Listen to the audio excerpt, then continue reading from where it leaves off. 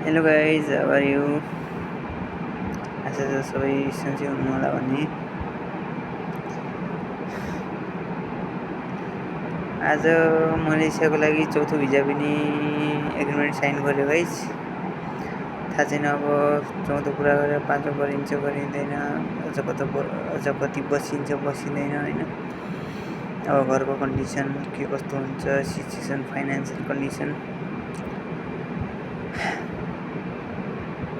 के सोचेको थिएँ मैले, के भयो पहिले, के भइरहेछ अहिले। छोरा मान्छेको जिन्दगी यस्तै रहेछ गाइस। कसैलाई न दोष लगाउन मिल्ने, न कसैलाई खोट लगाउन मिल्ने, न रुन मिल्ने है। तर आज खुसी लाग्यो। मेरो भाइले भन्यो म अरूलाई केही ल्याउँछु ल्याउँदैन त्यो मलाई थाहा छैन, तर मेरो दाइलाई पहिल्यैदेखि मोबाइलको रहर थियो, घडीको रहर थियो। म मेरो दाइलाई नयाँ मोबाइल र एउटा जति महँगो भए पनि एउटा वाच ल्याइदिन्छु भनेर।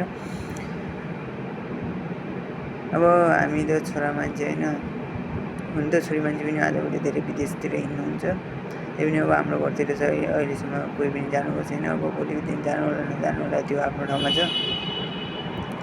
त्यही पनि मैले भने बाबुलाई कि मेरो लागि मोबाइल ल्याउनु पर्दैन, ल्यायो भने भाउजूको लागि ल्याइदिनु, मलाई त्यही पुरानो मोबाइल चलाइहाल्छु म, अरू हुन्छ भने एउटा राम्रो खालको घडी ल्याइदिनु भने होइन।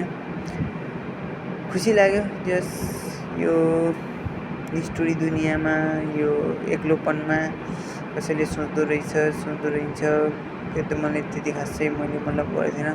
तर जस आफ्नो भाइले मेरो लागि यति सोच्दो रहेछ त्यसको लागि धेरै खुसी लाग्यो। अनि अर्को कुरा, मेरो एजको, मेरो बेचको, मेरो मतलब स्कुल पढेको साथीहरू अलमोस्ट सबैको बिहे भइसक्यो। अब एकजना साथी मसँग 7-8 साल भयो नबोल्न लागेको, दिवस पाण्डे हो होइन। उसको राम्रो रिलेसनसिप थियो, यस माया गर्ने मान्छेसँग बिहे हुन लागेको छ। खुसी लागेको छ मनैबाट। धेरै साल भयो नबोलेको, सानो एउटा मिसअन्डरस्ट्यान्डिङले गर्दा म पनि धेरै साल भइसक्यो नबोलेको, कुन हिसाबले बोल्नु। अब उसको पनि बिहे हुन लाग्छ आउने 25 गते।